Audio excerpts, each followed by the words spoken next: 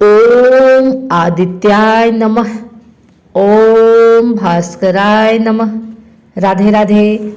आइए सुनते हैं, जब सूर्य देव ने बुझाई समुद्र की प्यास। सुनिए पौराणिक कथा।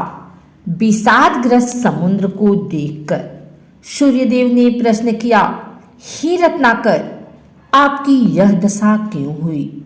यदि मैं आपके दुख निवारण में किंचित सहायक हो सकूं तो अपने आप को सौभाग्यशाली समझूंगा। समुद्र ने अपनी व्यथा प्रकट करते हुए कहा, हे आदित्य, मेरे पास अथाह जल का भंडार है, परंतु मैं इस जल राशि से एक पक्षी की भी प्यास नहीं बुझा सकता। मैं लोक कल्याण हेतु जल का उपयोग करने में असमर्थ हूँ। बस इसी पीड़ा से मैं अत्यधिक व्यथित रहता हूँ। समुद्र के दुख का कारण जानकर सूर्य ने कहा, हे महासागर, ऐसी संपदा जो अपनी विशालता प्रदर्शित करने के लिए ही संचित की जाए और उसे लोक कल्याण में व्यय न किया जाए, वह संपत्ति इस खारे जल के समान ही अनुपयोगी और व्यर्थ सिद्ध होती है तथा अनेकानक दुखों का कारण भी बनती है। इसलिए बुद्धिमान को चाहिए कि अपने द्वारा संचित धन का समुचित अंश जन कल्याण हेतु समर्पित कर यश का भागी बने। समुद्र ने शंका प्रकट की, परंतु मित्र, मैं इस खारे पानी को किस प्रकार उपयोगी और हितकर बना सकता हूँ? आदित्य, यदि आप कुछ उपाय करें तो मैं भी परमार्थ करके अपने को कृत्य समझूंगा। सूर्य ने कहा, मैं अपनी तेज उष्मा से महान जल राशि का कुछ अंश वाष्पित कर दूंगा। ये वाष्प समूहों पर उठकर घटाओं के रूप में परिवर्तित हो जाएंगे।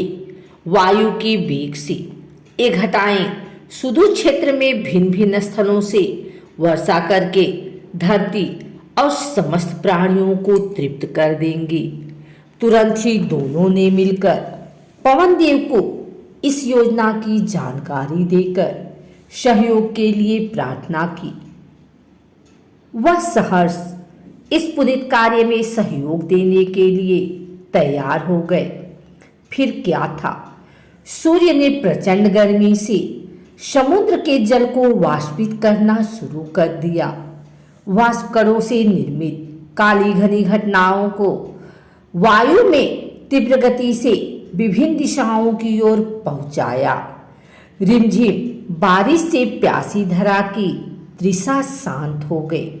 पृथ्वीवासी सभी प्राणी प्रसन्न हो गए। अनेकानक जीव जंतु अपनी मधुर आवाज से हर्षयुक्त कोलाहल करने लगे।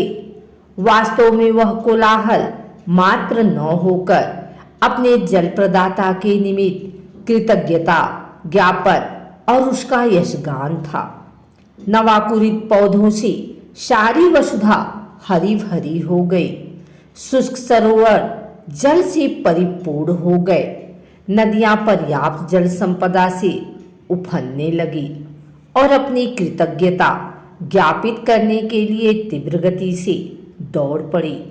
महान परोपकारी समुद्र की ओर मार्ग में तालाबों, झरनों और छोटे नदी नालों ने भी समुद्र के जल दान किया और उसकी प्रशंसा की। बड़ी नदियां एकत्रित जल लेकर चल पड़ी।